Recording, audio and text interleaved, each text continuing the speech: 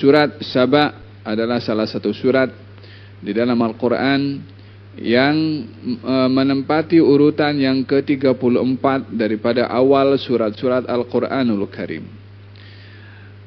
Surat Saba, surat yang diturunkan sebelum hijrahnya Rasulullah, maka ia dinamakan surat Makkiyah. Ayatnya ada lebih kurang 50 lebih surat atau ayat-ayat dalam surat Saba.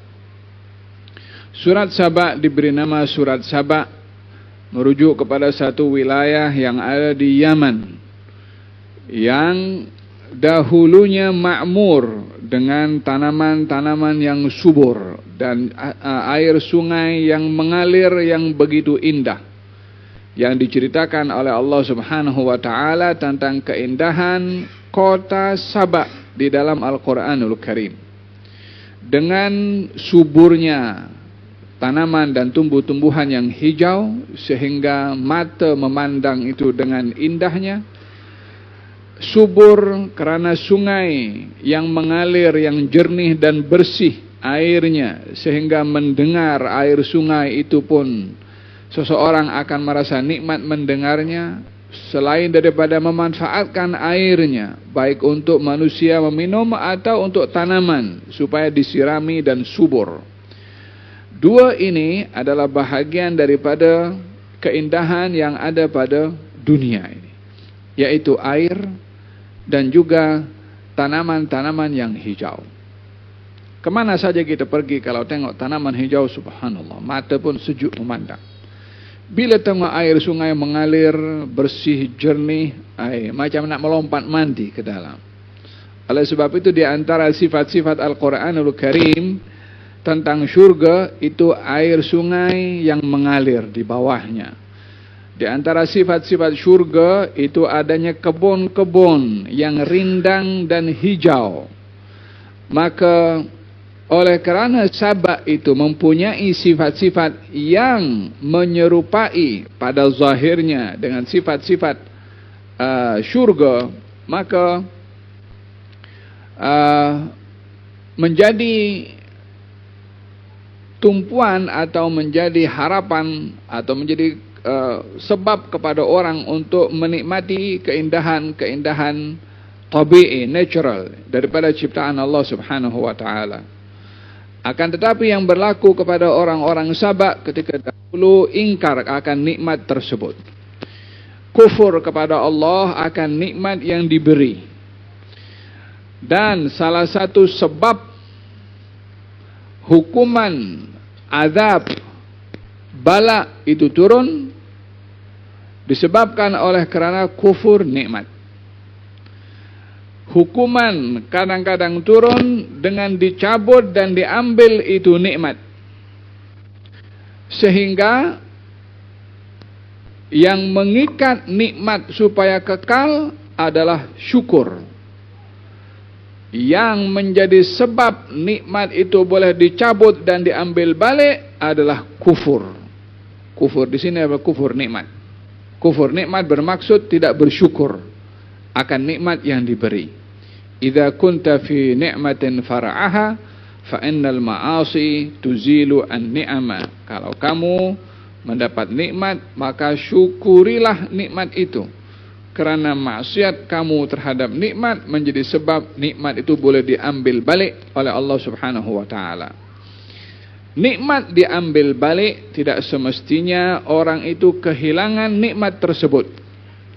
Ada kalanya nikmat itu diambil balik dengan tiadanya barakah pada nikmat tersebut walaupun kekal wujud ada kepada dia. Seperti nikmat mata, orang melihat itu adalah nikmat. Tapi berapa kali kita gunakan mata ini melihat hal yang haram,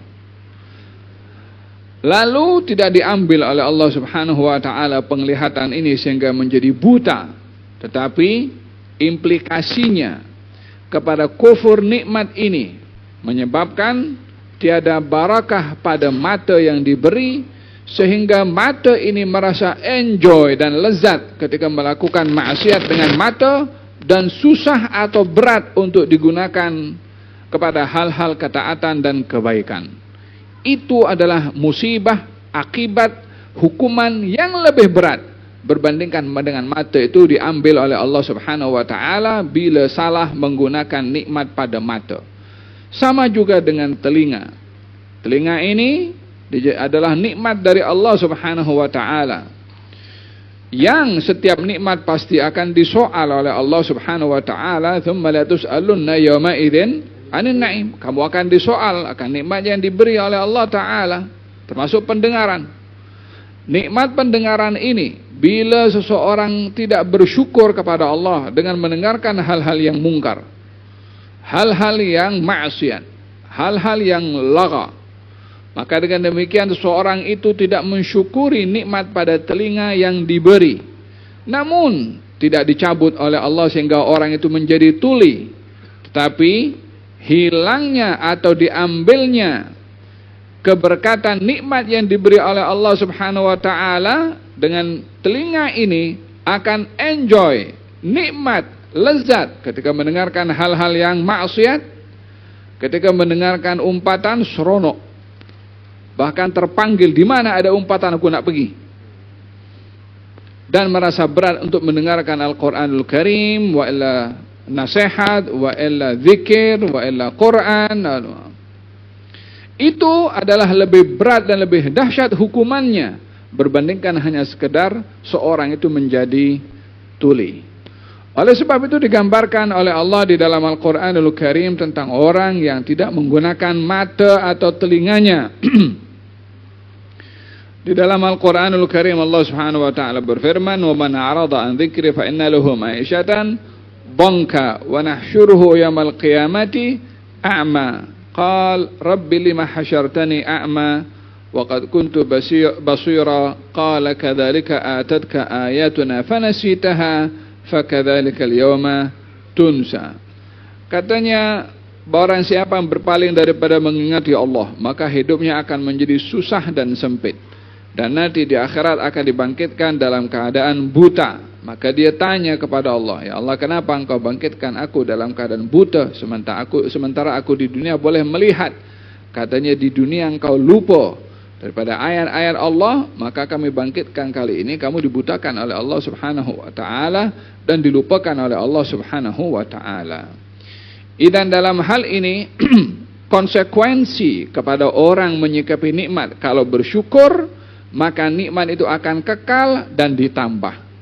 Dan konsekuensi kepada orang yang kufur pada nikmat akan diambil oleh Allah. Imma secara langsung diambil itu nikmat, atau diambil keberkatan pada nikmat, dan itu yang lebih berbahaya bagi seseorang jika diambil keberkatannya, melainkan kalau dia insaf dan bertaubat kepada Allah Subhanahu wa taala. Dan pada mereka orang-orang Saba yang dahulunya diberi nikmat luar biasa oleh Allah Subhanahu wa taala, mereka kufur nikmat. Dalam hal ini mereka dihukum oleh Allah dengan hukuman diambil kenikmatan secara zahir tadi itu.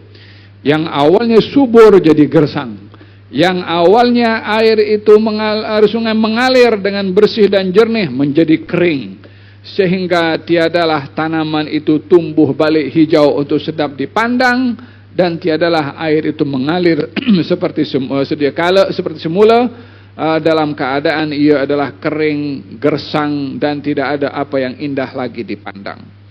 Allah Subhanahu wa taala berfirman dalam Al-Qur'anul Karim, "Daraballahu mathalan qaryatan kanat aminatan mutmainnatan ya'tiha rizquha ragadan fakafarat bi'an'umillah fa'adzaqahumullahu libasal khawfi wal ju'i bima kanu yasna'un." Coba kamu ingat satu negeri yang kami beri nikmat. Apa nikmatnya? Aminatan, aman, mutmainnatan, tentram dan tenang. Ya'tiha rizquha ragadan, rezekinya itu subur, melimpah ruah. Yakni kalau tanaman sesuatu mudah untuk tumbuh, sehingga orang yang hidup di wilayah atau di qaryah itu nikmat, aman, tentram, harmoni. Fakafarat bi'an'umillah, mereka punya masalah kufur akan nikmat Allah Subhanahu wa taala. Apakah nikmat yang Allah kasih? Nikmat aman dan nikmat rezeki. Mereka kufur dengan nikmat aman, mereka kufur dengan nikmat rezeki. Maka Allah ambil itu aman sehingga menjadi kacau. Allah ambil itu subur sehingga menjadi mereka kebuduran. Fa'adzakumullahu libasal khaufi wal ju'. Allah pakaikan, Allah rasakan kepada mereka pakaian daripada lapar dan juga takut. Mereka kufur nikmat aman, Allah hukum dengan takut, lawannya opposite dia. Dia kufur nikmat makanan subur, Allah hukum mereka dengan lapar, sebab mereka kufur dengan nikmat Allah Subhanahu wa taala. Lihat dikatakan bahwasanya asyukru qaidun lil mawjud wa saidun lil mafqud. Syukur itu umpan. Syukur itu pengikat kepada nikmat yang ada dan umpan kepada nikmat yang belum ada. Ini syukur itu pengikat yang ada, yakni yang ada akan kekal, dan umpan kepada yang belum ada menjadi sebab untuk mendapat apa yang belum dia dapat. Itu syukur. Tapi kufur, ia akan menjadi sebab hilangnya atau diambilnya nikmat yang diberi oleh Allah Subhanahu wa taala, wal iyadu billah. Demikian surat Saba diberi nama surat Saba.